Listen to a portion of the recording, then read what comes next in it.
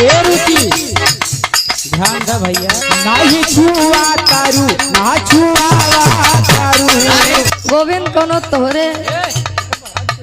तोरे लाई लड़किया नइखे देहिया में हीरा मोती जाड़ल। नाही छुआ तारू ना छुआवा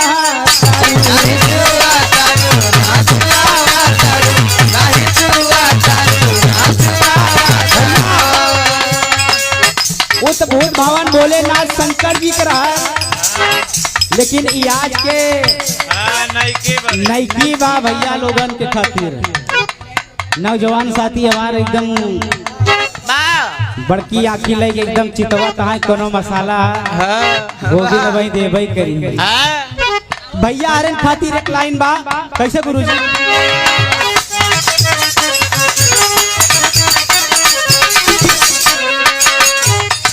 कोनो मेहरारू के नवा नवा गवना भाई नवा हो यही नवंबर वाली जो लगन भाई है वही बवा तो पहली रात जब ससुराली में आए, जब सुहाग रात की बेला होती है बाबूजी, कौन रात हो तो है नहीं पता नहीं रात जन्म जिनकर भाई। जब सुहाग रात की बेला होती है, दोनों पति पत्नी जब शाम को सेज पर जाते हैं तो पत्नी कहा दिवा दूर से बात कर लगे आवे कोशिश जिन कर नहीं जान ठीक होए ना। अरे वाह तब लड़कवा कहा बका कहा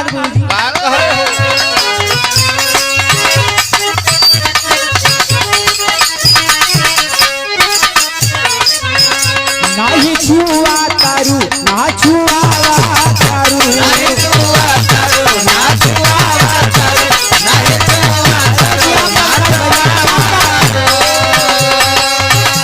ए रुचि ध्यान दे भैया, तेरे मोड़ी करे काम जी न चले भूख लगी बका नाही छुआ तारू ना छुआवा तारू।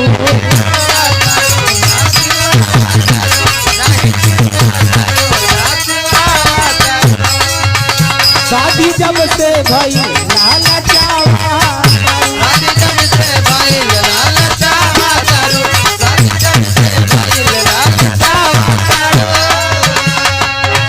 नाही छुआ तारू ना छुआवा तारू। शादी जब से भाई लाला चावा तारू। अरे बेटा चली मोरी भैया रे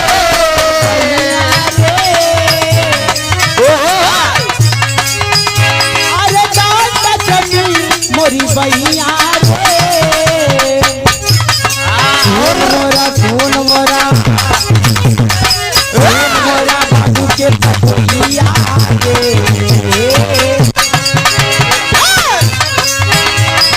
फूल मोरा बाबू के पटोलिया रे भैया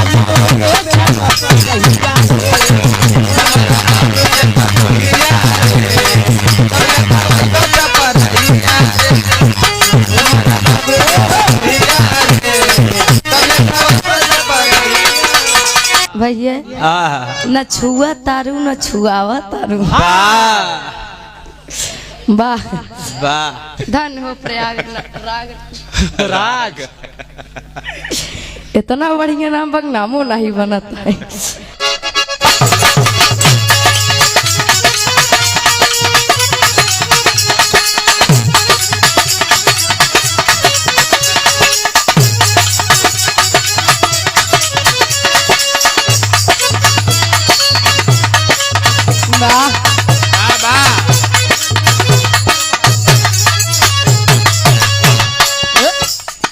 वहां से बड़ी बढ़िया गीत सुने के मिला। सुन मोरा बाबू के पतोहिया रे कबले गवैबे छपरहिया रे कोई जवाब नहीं। तनी सयार से हो जाए चटनी अचार सलाद। गुरुजी संकेत करत है लाई ना हो तोहरी की न्याय लड़के। आज के जमाने में लड़की लड़का का हो गया है वो का आप सब जाना कहाँ ढेर बतावे जरूरत नहीं बा नहीं बा। कोनो लड़का कोनो लड़की के परेशान करे आए है लड़का बर्बाद हो गया के हो। अच्छा संकेत करत है इनका नइखे देहिया में हीरा मोती जाड़ल नइखे देहिया में हीरा मोती जाड़ल नइखे देहिया में हीरा मोती जाड़ल तब लफुआ सा पीछे बड़े पड़ल तब लफुआ सा पीछे बड़ पाड़े तब लफुआ सा पीछे बड़ पाड़े नइखे देहिया में हीरा मोती जाड़ल तब लफुआ सा पीछे बड़े पड़ल ए गोविंद ते अपना दिलवा में चादर बिछाए दे बुका देखा था जवन जवन गीत आई बा भैया कोनो चीज डेढ़ दावर राशि दे सीधे डायरेक्ट बा ते अपना दिलवा में चादर बिछाए दे बुका एगो बात बताई तब बतावे दे बुका लाइल वाली से बुरा लगावे दे बुका एगो बात बताई तब बतावे दे बुका लाइल वाली सनुरा लगावे दे बुका एगो बात बताई बतावे दे बुका लाइल वाली सनुरा लगावे दे बुका शादी के लैला टच नहीं भले शादी करके लैला टाट नहीं करे दे भले शादी करके लैला टाट नहीं करे दे मिली ना जवाब तबले दे नहीं धरे दे मेरा जवाब तबले दे नहीं धारे दे मेरा जवाब तबले दे नहीं धारे दे भले शादी के लैला टच नहीं करे दे मिली ना जवाब तबले दे नहीं धरे दे कितना दिन ले चलई बा ई वारंटी लिख के दा